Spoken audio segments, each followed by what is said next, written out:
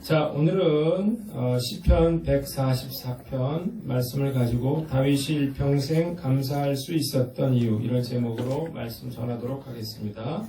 한번 따라해 봅시다. 다윗이 일평생 감사할 수 있었던 이유. 자, 오늘은 추수감사 주일입니다. 지나온 한 해를 돌아보고 그리고 감사 예배를 드리는 그러한 날인데요.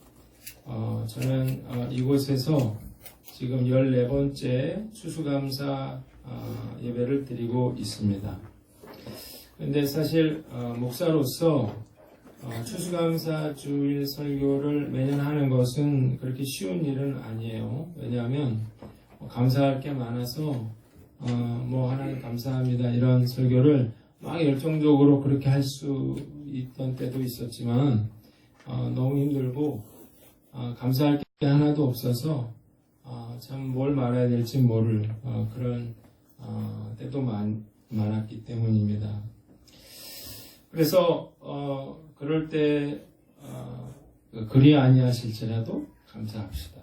또 이미 주신 것에 대해서 감사합시다. 그런 설교를 했던 것 같아요.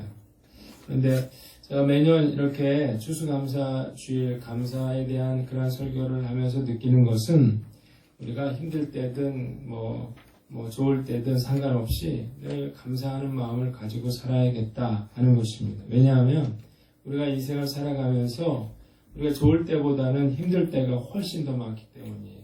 그래서 우리가 그걸 의식적으로 감사를 고백하며 살지 않는다면, 내가 감사할 게 있어야만 감사한다고 생각한다면 정말 매년 감사할 게 하나도 없기 때문이에요. 우리가 아직 부르지는 않았지만 이따 설교 끝나고 이 찬송을 부를 거예요. 공중나는 새를 보라 라는 그런 찬송가가 있습니다. 공중나는 새를 보라 농사하지 않으며 곡식 모아 곳간안에 들인 것이 없어도, 이 찬양 이따가 우리가 부를 텐데요. 이 찬양은 여기 보니까 민노아라고 하는 분이 이 작사를 했어요. 근데 이름이 이상하잖아요. 민노아. 이분 이름이 원래 밀러입니다. 밀러. 미국 사람인데 밀러라는 분이 자기 이름을 한국식으로 개명을 했어요. 그래서 이제 민노아가 됐는데, 우리가 아까 불렀던 예수님은 누구신가, 이 찬양을 이 선교사님이 한국어로 작사를 했어요. 이분은 청주 선교의 대부라고 불리는데, 청주에서 1905년부터 정착해서 수많은 그러한 교회들을 세웠습니다. 이 찬양은 마태복음 6장 말씀을 가지고 만들어졌어요. 그래서 공중나는 새들을 보라는 거예요. 들의 백합화를 보라는, 누가 하신 말씀이에요? 예수님이 하신 말씀이죠. 그러면서 곡식 모아 곳간안에 들인 것이 없어도 너는 염려하거나 근심하지 말아라, 감사하라, 그렇게 이야기를 하고 있는 것입니다. 이분이 바로 민노아 선교사님인데요. 저는 이분이, 우리가 감사절마다 이 찬송을 부르잖아요. 그런데 이 감사의 찬송은 참 뭐라 그럴까요? 고통이라 그럴까요? 불행이라 그럴까요? 정말 상처라 그럴까요? 아픔 가운데 이런 찬송시가 쓰여졌구나 라고 하는 사실에 저는 깜짝 놀랐어요. 이제 선교사로 이분이 헌신하고 결혼을 한 후에 한국으로 왔습니다. 그런데 아이가 생기질 않는 거예요. 1년, 2년, 3년, 4년, 5년, 6년째가 됐어요. 그런데 마침내 아이가 생겼습니다. 얼마나 기뻤겠어요. 그래서 너무 감사하면서 아이를 키웠는데요. 이 아이가 6달 만에 죽습니다. 얼마나 마음이 아팠겠어요. 6년 만에 생긴 아이가 6개월 만에 죽었어요. 그런데 불행은 이것으로 그치지 않았습니다. 다행히 둘째 아이가 생겼는데요. 이 둘째 아이는 태어난 지 하루 만에 죽고 맙니다. 너무나 큰 고통이잖아요. 그런데 여기서 이 불행이 끝나지 않고요. 1년 뒤에 그의 아내도 죽었습니다. 저는 몰랐습니다. 우리가 감사주일마다 그렇게 불렀던 이 찬송을 부른 작사하신 분이 이런 고통의 사연들이 있었다는 사실을 저는 몰랐어요. 어떻게 이런 고통을 당하면서도 이런 감사의 찬송시를 쓸 수 있었을까? 그는 예수님이 누구인지를 알았기 때문이죠. 그래서 예수님은 우는 자의 위로라고, 약한 자의 강함이라고 그렇게 고백하고 있는데요. 그런 가장 불행한 그런 삶 가운데 이런 위대한 감사 찬송시를 남겼어요. 여러분, 감사는 좋을 때만 할 수 있다는 생각을 버리시기를 바랍니다. 기쁠 때나 슬플 때나 우리는 늘 감사할 줄 알아야 합니다. 그래서 생각해 봤어요. 어떻게 늘 감사할 수 있을까 하는 거죠. 오늘 우리가 읽은 본문 말씀은 매일 성경 큐티 말씀이에요. 제가 금요일인가 목요일인가 아마 설교를 이 본문 가지고 했는데, 제가 이 본문을 묵상을 하면서 다윗은 늘 감사를 고백했잖아요. 많은 찬송시 감사시를 남겼는데 다윗처럼 하면 되겠구나. 그러면 늘 감사할 수 있겠구나 하는 생각을 했어요. 그래서 오늘 말씀을 통해서 우리가 범사에 감사할 수 있는 저와 여러분들 되시기를 주님의 이름으로 축원합니다. 자, 오늘 본문의 내용은요, 사무엘하 10장의 내용을 배경으로 하고 있습니다. 그러니까 암몬과 아람이 연합군을 만들어서, 그래서 이제 다윗을 치러 오게 됩니다. 전쟁을 이제 시작하려고 하는 상황이에요. 이런 상황에서 전투를 벌이기에 앞서 하나님이 이 전쟁 가운데 개입하셔서 승리하게 하실 것을 기원하는 내용입니다. 이 144편은 사실 시편 20편과 시편 21편과 동일한 그러한 역사적인 사건을 배경으로 하고 있습니다. 시편 20편은 출정하기 전에 그 믿음으로 고백한 시고, 21편은 이제 승리하고 돌아와서 하나님께 감사와 찬송과 영광을 돌리는 그런 감사시예요. 자, 어쨌든 다윗이 전쟁을 앞두고도 이렇게 감사의 고백을 할 수 있었던 이유가 뭐냐는 거예요. 첫 번째는 하나님이 구원해 주실 것을 믿었다는 것입니다. 한번 따라합시다. 하나님이 구원해 주실 것을 믿었다. 2절을 보면요, 다윗이 이런 고백을 해요. 여호와는 나의 사랑이시오, 나의 요새시오, 나의 산성이시오, 나를 건지시는 이시오, 나의 방패이시니 내가 그에게 피하였고 그가 내 백성을 내게 복종하게 하셨나이다 그랬어요. 자, 다윗은 많은 그런 위기를 겪었습니다. 그런데요, 위기 때마다 그가 하나님 앞에 부르짖고 그가 하나님 앞에 피했을 때 하나님께서 그를 보호해 주셨어요. 그래서 그는 하나님을 요새라고, 산성이라고, 건지시는 이라고, 방패라고 그렇게 고백하고 있는 거예요. 이 다윗은 10년 동안 사울왕으로부터 모진 그러한 핍박과 고통을 받았는데요. 위기의 순간마다 하나님께 피했을 때 그 누구도 다윗을 잡을 수도 없었고 다윗을 해칠 수도 없었습니다. 그래서 그 확신이 있었기 때문에, 그래서 전쟁을 나가면서 어떤 고백을 합니까? 하나님이여 내가 주께 새 노래로 노래하며 열줄 비파로 주를 찬양하리이다. 승리를 확신하고 있는 것입니다. 그래서 그는 내가 그 하나님을 찬송하고 하나님을 노래하겠다고 그렇게 선언하고 있는 거예요. 자, 그러니까요, 우리가 어려운 가운데도, 고난 중에도 감사할 수 있는 비결은 우리가 하나님께 피하는 것입니다. 한번 따라합시다. 하나님께 피하라. 자, 다윗은요, 자기 힘으로 문제를 해결하려고 하지 않았습니다. 왜냐하면 자기 힘으로 해결되는 문제가 아니었거든요. 그는 그래서 하나님께 부르짖었어요. 하나님께 피했어요. 그래서 그는 보호받았습니다. 그래서 그는 하나님을 찬송했고 그것에 대해서 하나님께 감사하고 있는 거예요. 여러분, 안전한 곳으로 피하느냐 그렇지 못하느냐는 생사를 가릅니다. 예전에요, 제가 초등학교 다닐 때였던 것 같아요. 왜 사이렌이 울면은 선생님이 다 걸상 책상 밑으로 들어가라 그랬어요. 그거 기억나시는 분 계세요? 손 들어보세요. 초등학교 때 책상 밑으로 들어가라 그러더라고요. 몇 년대까지 그랬는지 모르겠지만 저우지가 그때 들어가라 그래가지고 그 밑에 들어가가지고 킥킥거리면서 뭐 있었는데 지금 생각해보면 거기 들어가면 어떻게 되겠어요. 뭐 왜 들어가라 그랬는지 알 수가 없어요. 예전에 그 놀이터 같은데 보면요 방공호라는 게 있는 놀이터가 있었습니다. 기억나시는 분 계세요? 놀이터에? 모든 놀이터에 있지는 않았던 것 같고 그 방공호라는 곳이 있었는데 그 전쟁 나면 거기 피하라는 건가요? 그래서 내가 생각해봤어. 이렇게나 사람이 많은데 그 조그만 데에 어떻게 들어가겠냐고요.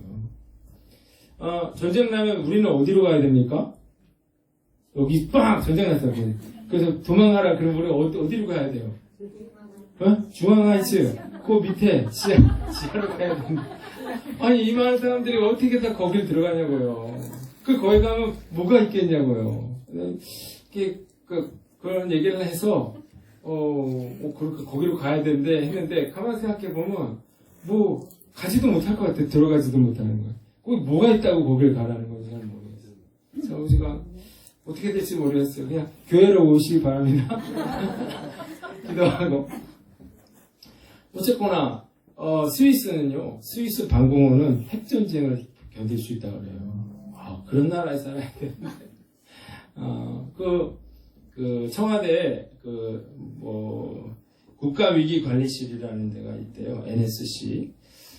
거기 지하 벙커가 있는데 거기 북한 핵 그런 거 나왔을 때 대통령 거기 내려가서 회의를 주재하고 그랬잖아요. 거기에는 안전하다 그래요. 그게 이제 백악관 밑에 그런 지하 벙커가 있다네요. 그런 걸 본따서 만든 건데 핵전쟁 나도 거기 가면 살 수 있다 그럽니다. 제주 있는 분들은 거기 가십니다. 여러분, 핵전쟁 나고 이러면요, 가만히 있으면 안 되겠죠. 어디로 피해야만 사는 거예요. 똑같은 거예요. 우리가 위기가 왔어요. 근데 그냥 있으면 되겠습니까? 피해야죠. 어디로 피해요? 우리는, 우리의 반석이 되시고, 요새가 되시고, 우리 방패가 되시는 하나님께 피해야 한다는 사실을 믿으시기를 바랍니다. 다윗은 그걸 알았어요. 우리 늘 걱정하죠. 우리가 건강이 잘못되지 않을까? 내가 직장을 잃어버리지 않을까? 내가 사고가 일어나지 않을까? 늘 그런 근심을 가지고 사는데요. 그런 일이 사실 실제로 일어나고 있습니다. 언제 어떤 일이 일어날지 몰라요. 중요한 건요. 문제가 일어나지 않기를 바라는 게 아니고 문제가 왔을 때 우리가 하나님께 피하는 게 중요하다는 사실을 믿으시길 바랍니다. 우리가 지나온 인생을 돌아보면요. 다 위기가 있었어요. 그런데 하나님께 부르짖어 기도하면서 하나님께 피했더니 하나님이 우리를 지켜주시고 보호해주신 때가 있지 않았습니까? 우리는 그걸 생각하셔야 되는 거예요. 다윗은 수많은 위기를 만났는데요. 위기가 올 때마다 하나님께 피했어요. 그래서 그는 오뚜기같이 다시 늘 일어나서 고난과 역경을 이겼습니다. 그래서 역대 왕 중에서 가장 위대한 인생을 살았어요. 그래서 그는 늘 감사를 고백할 수 있었습니다. 오늘 여러분들은 어떤 문제를 가지고 왔습니까? 오늘 그 모든 문제를 하나님께 맡기시기를 바랍니다. 하나님께 피하시기를 바랍니다. 그래야 살 수 있어요. 우리가 믿음으로 주님께 피할 때 우리도 다윗처럼 감사의 고백을 올려드리는 저와 여러분들 되시기를 주님의 이름으로 축원합니다. 두 번째는 하나님의 위로와 치유가 있었다는 거예요. 한번 따라합시다. 하나님의 위로와 치유가 있었다. 자, 여러분, 사실 다윗은요, 많은 그런 고통을 당했는데, 많은 그런 고통 중에 가장 큰 고통은 마음의 상처였습니다. 왜냐하면, 다윗은 많은 사람들에게 배신을 당했어요. 너무나 험한 일을 많이 당했거든요. 그런데요, 강한 몸에 다윗은 그런 상처가 없어요. 그 이유가 뭔가 하는 거예요? 다윗은 이런 고백을 해요. 여호와의 사람이 무엇이기에 주께서 그를 알아주시며 인생이 무엇이기에 그를 생각하시나이까 그랬어요. 여러분, 여러 수도 없이 많은 배신을 당했지만 사실 이 사무엘상 17장에 보면요. 제일 먼저 당한 배신은 사울 왕에게 당한 배신이었습니다. 블레셋과의 전쟁이 일어났어요. 골리앗이 막 창을 흔들면서 나오라는 거야. 나랑 싸우자는 거야. 그러니까 막 겁먹고 막 이러고 있는데 아무도 나갈 사람이 없어요. 그러니까 사울 왕이 뭐라 그래요? 저 골리앗과 싸워서 이기면 내 딸을 주겠다. 왕의 사위로 삼아주겠다 그래요. 그 다윗이 물매를 가지고 나가서 골리앗을 쓰러뜨리죠. 그리고 블레셋을 무찌르죠. 그랬는데 어떻게 했어요? 사울 왕이 그 딸을 주지 않았습니다. 그리고 오히려 다윗을 죽이려고 했어요. 배신을 당한 거죠. 사무엘상 23장에는 이런 내용도 나와요. 글릴라라고 하는 사람들이 이제 수확을 했거든요. 그런데 블레셋 사람들이 쳐들어왔어요. 그 수확한 곡식들을 뺏어가기 위해서 쳐들어왔거든요. 난리가 났어요. 1년 농사한 걸 다 뺏기게 생겼어요. 이걸 보고 다윗이 그들을 도와주려고 합니다. 그러자 부하들이 말려요. 지금 우리 숨어있는데 사울왕을 피해서 숨어있는데 만약 이들이 고자질하면 어떻게 합니까? 그런데 다윗이 도와줘요. 그래서 글릴라 사람들이 그 곡식을 빼앗기지 않도록 도와줍니다. 그런데 어떻게 했어요? 그 중에 한 사람이 사울왕에게 가서 고자질을 해요. 다윗이 여기 있다 이런 거예요. 그래서 결국 다윗은 도망치게 됩니다. 다윗은 아들 압살롬에게도 배신당했고요. 그러니까 가장 자기의 신복이죠. 요압에게도 배신당했어요. 많은 신하들이 그에게 등을 돌렸어요. 얼마나 깊은 상처를 받았겠습니까? 놀라운 거는 이렇게 배신을 당하고 상처를 받았는데도 이 다윗에게는 그런 원망이 없어요. 분노가 없어요. 복수가 없어요. 어떻게 이럴 수 있었느냐라고 하는 거죠. 그 이유가 바로 여기에 있어요. 하나님이 그를 알아주신 것입니다. 그의 마음을 알아주시고 그를 생각해 주셨어요. 그래서 그는 그 모든 그러한 고통을 하나님의 섭리로 생각했어요. 그래서 그는 사람들을 미워하지 않았던 것입니다. 그래서 사울에게도 복수하지 않았던 거예요. 그래서 시편 8절 4절을 보면 사람이 무엇이기에 주께서 그를 생각하시며 인자가 무엇이기에 주께서 그를 돌보시나이까. 하나님이 그 마음을 위로해 줬어요. 하나님이 그 마음을 알아줬어요. 그래서 다윗에게는 맺힌 것이 없었다는 거예요. 여러분, 사실 우리에게요, 고통을 주고 아픔을 주는 것은 내면의 상처입니다. 우리가 상처를 주고받아요. 가까운 사람들에게, 부모에게, 또 우리 형제에게, 가까운 그런 사람들에게 상처를 받죠. 문제는 이 상처를 받으면요, 나만 고통받는 게 아니라 그 상처로 인해서 다른 사람에게도 악영향을 끼친다는 거예요. 그래서 요즘에 심리학 책들이 인기를 얻고 있는데요. 그만큼 상처받은 사람들이 많다는 것입니다. 그만큼 어떤 상담이라든지 이런 거를 할 일이 많다는 거예요. 얼마 전에 제가 영화 조커라는 영화를 봤어요. 보셨나요? 한 번만 손 한번 들어봤어요. 어느 정도 되는지. 조커라는 영화를 봤다. 그러면 2번 봤다. 3번 봤다. 4번 봤다. 5번 봤다.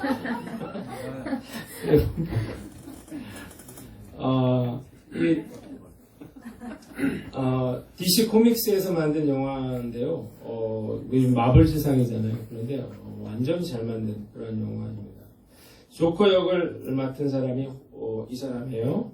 호아킨 피닉스라고 하는 배우인데 최고의 연기력을 보여줍니다. 그래서 베니스 영화제에서 황금사자상을 받게 되는데 이 조커라고 하는 사람은 어디 나오냐면 배트맨에서 나와요. 배트맨은 보셨죠? 배트맨에서 악당 이 조커예요.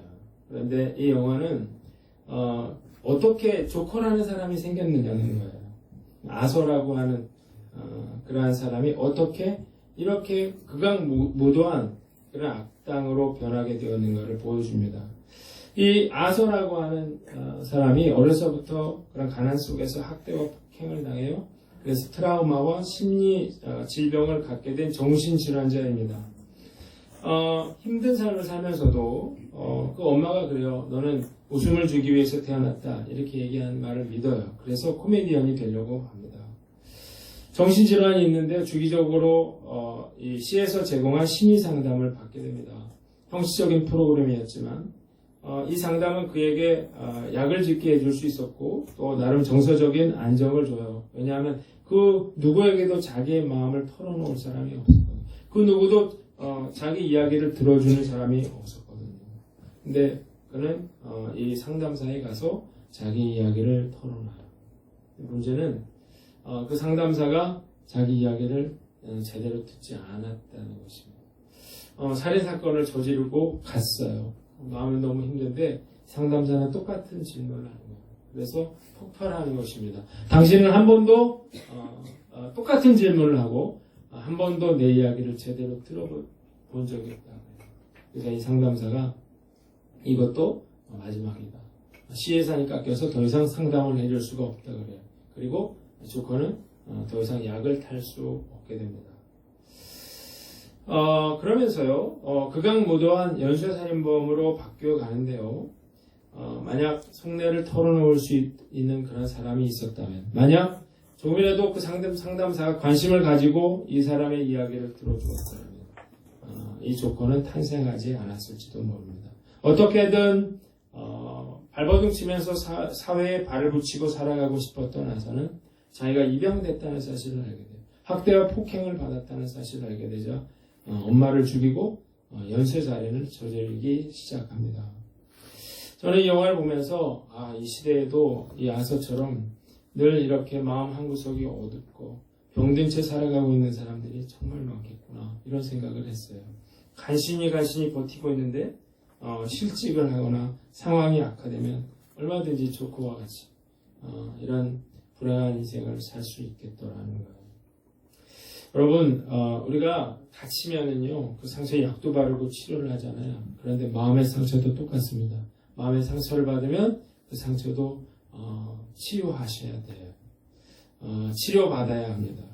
그래서 사실 누군가 마음을 털어놓을 사람이 필요한 거죠. 배은미라는 분의 마음을 알아주는 단 한 사람이라는 그런 시가 있어요. 오늘은 문득 헤이즐넛 커피를 한 잔 마시며 닫혀있던 가슴을 열고 감춰온 말을 하고 싶은 사람이 꼭 한 사람 있었으면 좋겠다는 생각을 합니다. 외로웠던 기억을 말하면 내가 곁에 있을게 하는 사람, 이별을 말하면 이슬고인 눈으로 보아주는 사람, 희망을 말하면 꿈에 젖어 행복해지는 사람, 험한 세상에 구비마다 지쳐가는 삶이지만 때로 차 한 잔의 여유 속에 서러움을 나누어 마실 수 있는 마음을 알아주는 단 한 사람. 여러분, 다 이런 사람들이 필요한데요. 문제는 이렇게 내 마음을 알아주는 사람을 찾는 것이 쉽지 않다는 것입니다.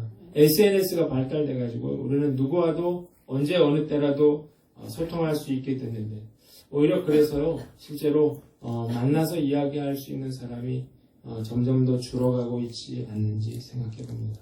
그리고요, 섣불리 내 이야기 상처를 말했다가요, 더 상처받을 수 있습니다. 섣불리 누구를 믿었다가요, 더 배신당할 수 있는 거예요. 다윗도 그런 배신을 당했거든요.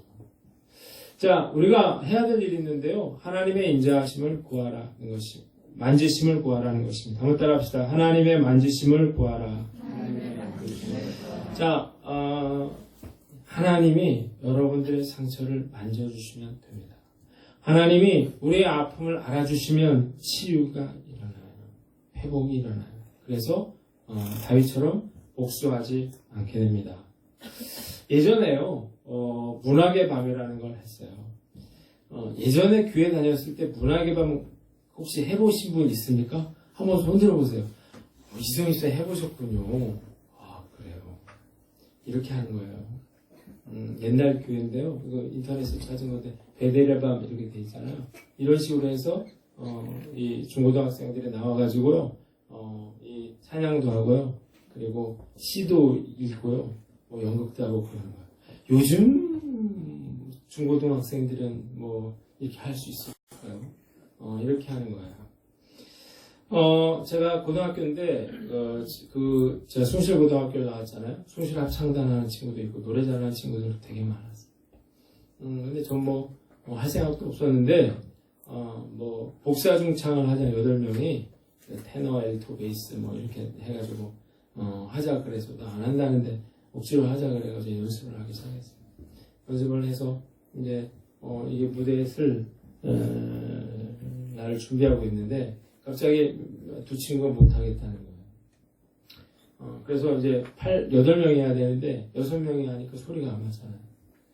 그런데 한 친구가 나한테 그랬어요. 대성아, 너가 좀 빠져라. 좋아하시네. 그래서 내가 알았다 그랬어요. 내가 교회 다닌 지도 얼마 안 됐고. 근데 오래 다녔으면 내가 왜 빠져, 네가 빠져 그랬을 텐데. 그래서 알았다 그랬어요. 빠졌는데, 마음이 슬프더라고요. 그래서 행사를 하는데, 얘네들이 나와서 하는데, 얼마나 부러운지. 그래서, 기도를 했어요. 하나님, 억울합니다. 그랬더니, 하나님, 괜찮다. 그러고, 내가 널 사랑한다. 그러고, 그래가지고 치유가 됐어요. 근데 괜찮더라고요. 그래가지고, 미워하는 마음 이런 게 전혀 없어졌어요. 그런데, 시간이 많이 흐르고, 제가 다녔던 교회가 좀 큰 교회잖아요. 4,000명 된다는 이 정도 규모인데, 거기 제가 찬양팀을 하다가 제가 찬양 인도자가 됐잖아요. 예배를 수요 예배, 금요 철야, 주일 저녁 예배를 인도하게 됐어요. 나는 그때 대학교 4학년이었는데 신학생이 아니었는데, 근데 얼마나 떨리던지요. 그때 성가대가 5개였어요. 지금은 몇 개인지 모르는데 한 40명 넘는 사람들이 그 성가대가 5팀 정도 있어요. 그 음악 전공자들도 많은데 그 앞에서 찬양을 인도하는데 얼마나 떨리는지. 근데 내가 찬양 인도를 오래 했죠. 그러다 어느 순간 알게 됐어요. 하나님이 나를 세워주셨구나 하는 거. 여러분, 억울하고 서운한 일이 있으니까 거기 묶여있으면 안 돼요. 10년 전에 내가 서운한 일이 있었는데 그걸 어떻게 하겠다는 거예요. 그것 때문에 지금 화가 나고 그것 때문에 내가 불행하고 내가 이렇게 됐다고 생각하는 건요.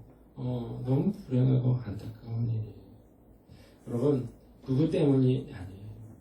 하나님이 여러분들의 마음 만져주시면요. 하나님이 이루어주시면 치유의 역사가 일어나면 믿으시기를 바랍니다. 하나님이 오늘 이 시간에 여러분들의 상처를 치료해 주시기를 바랍니다. 그 하나님께 나아가세요. 그리고 다윗처럼 하나님께 은혜를 구하세요. 그러면 하나님이 내가 너를 안다. 내가 너의 아픔을 안다. 내가 너의 고통을 안다. 내가 너의 외로움을 안다. 말씀해 주시는 거예요. 그러면 치유가 일어납니다. 그러면 누군가를 미워하지 않게 돼요. 복수하지 않게 돼요. 오늘 그래서요, 다윗은 그런 배신을 많이 당하면서도 그는 감사할 수 있었던 거예요. 오늘 여러분들의 상처가 치유되고 그래서 하나님께 감사할 수 있는 저와 여러분들 되시기를 주님의 이름으로 축원합니다.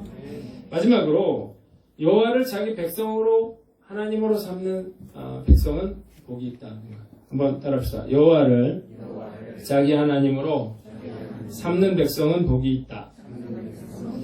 자, 15절을 보니까 다윗이 이런 확신을 하고 있어요. 이러한 백성은 복이 있나니 여호와를 자기 하나님으로 삼는 백성은 복이 있다고 했어요. 그러니까 다윗은 잘 될 거라고 생각한 거예요. 나는 잘 될 것이다. 왜? 나는 하나님의 백성이니까. 이런 믿음이 있었어요. 그래서 전쟁을 하러 나가면서 나는 승리할 것이다. 왜? 나는 하나님의 자녀니까. 이런 믿음이 있었던 거예요. 여러분, 다윗이 목동이었잖아요. 막내였잖아요. 그래서 사무엘이 찾아갔는데 그 아들을 봤는데 하나님이 다 아니라는 거예요. 왕이 될 사람이. 그래서 아들이 또 있느냐 그랬더니 있대요. 어디 있냐 그랬더니 지금 막는데 걔는 양치러 갔다는 거예요. 빨리 데리고 오라. 그럴 만큼 존재감이 없는 사람이었거든요. 그런데 하나님이 그 다윗을 이스라엘의 주권자로 세웠습니다. 왕으로 세웠어요. 그걸 생각할 때 다윗은 감사할 수밖에 없는 거예요. 정말 기가 막힌 상황에서 그가 하나님께서 그를 건져내시고 하나님께서 그에게 물질의 축복 주시고 하나님께서 그에게 형통함의 축복을 주시고 많은 그런 은혜를 주셨어요. 그걸 생각할 때 그는 감사했어요. 너무너무 감사해서 그래서 그는 늘 하나님을 생각했죠. 그래서 법궤가 들어올 때 너무 좋아서 막 춤을 췄잖아요. 막 춤을. 그러다 바지가 내려갔어요. 부인이 보고 미갈이 보고 왕이 채신머리 없이 계집종들 앞에서 그런 춤을 췄다고 그래요. 그러자 뭐래요? 난 더한 일도 하겠다 그래요. 나를 세워주신 그 하나님을 위해서라면 나는 어떤 짓도 할 거라 그래요. 그러면서 왕궁에 거하면서 나는 이렇게 좋은 데 있는데 하나님의 궤는 저렇게 저런 곳에 있다면서 내가 하나님께 성전을 지어드리고자 한다. 그런 이야기를 나단 선지자에게 하잖아요. 그의 마음에는 늘 감사가 있었어요. 그런데 놀라운 건 뭐냐면 그는 이 복이 자신에게서 자신의 자손들에게 자녀들에게 이어질 거라고 하는 확신이 있었어요. 우리 아들들은 어리다가 장성한 나무들과 같으며 우리 딸들은 궁전의 양식대로 아름답게 다듬은 오퉁이 돌들과 같으며 그랬어요. 자, 축복의 근원인 거죠. 그래서 다윗의 후손들이 계속해서 왕위를 이어가는 축복을 누리게 되는 거예요. 여러분, 하나님의 자녀가 되면 하나님을 제대로 섬기면 가정과 교회와 국가가 복을 받는다는 사실을 믿으시기를 바랍니다. 자, 유대인들의 우수성에 대해서 여러분들이 들어보신 적이 있을까요? 전 세계 0.1%밖에 안 되는 유대인들이 노벨상을 24%나 탔어요. 그래서 사람들은 어떻게 생각합니까? 이 세상 지구에서 제일 위대한 똑똑한 민족은 어디다? 유대인들이다. 이렇게 생각을 하는데요. 스탠포드의 젠센 교수라고 하는 사람이 이걸 뒤집는 그러한 연구 결과를 발표했어요. 유대인들의 지적 능력이 다른 민족들보다 탁월하다, 탁월하지 않다. 탁월하지 않다는 거예요. 자, 유대 민족이 탁월하지 않은데, 지적 능력이 탁월하지 않은데, 그러면 어떻게 그렇게 놀라운 일들을 업적을 이루었을까? 그것은 하나님이 그 유대 민족에게 약속하신 축복 때문이라는 사실을 여러분들 아셔야 됩니다.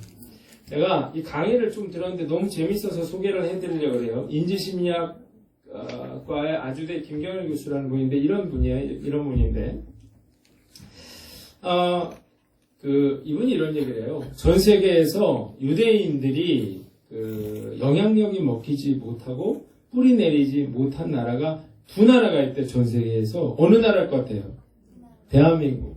또 하나는요, 북한.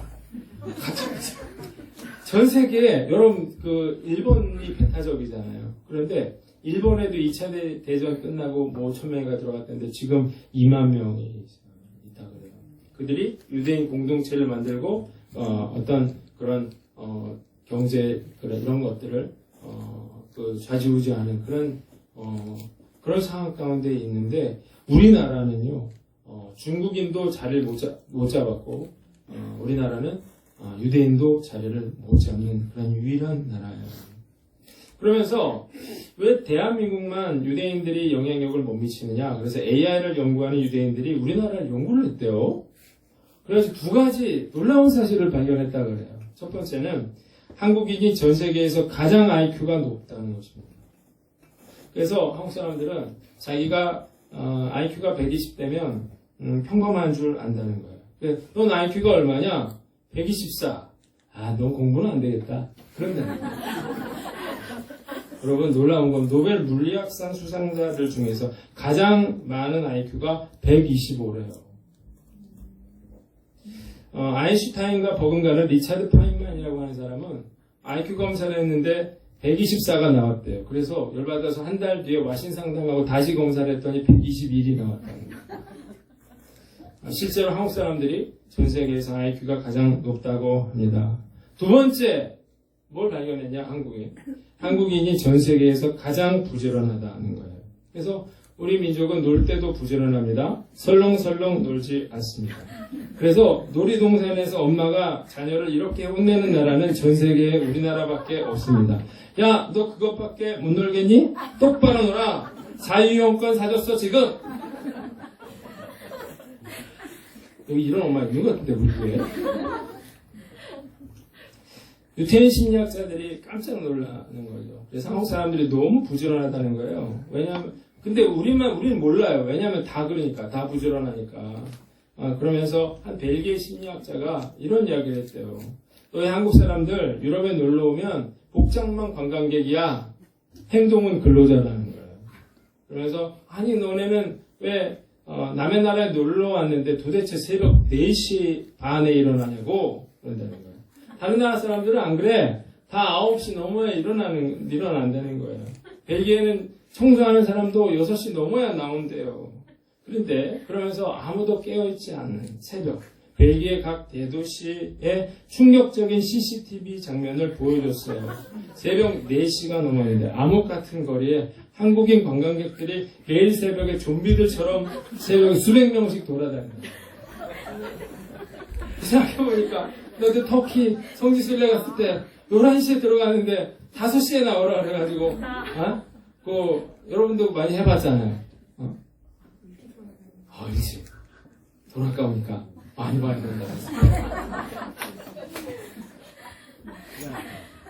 특이한 민족인 것 같아, 진짜. 여러분, 한국이 머리가 좋습니다.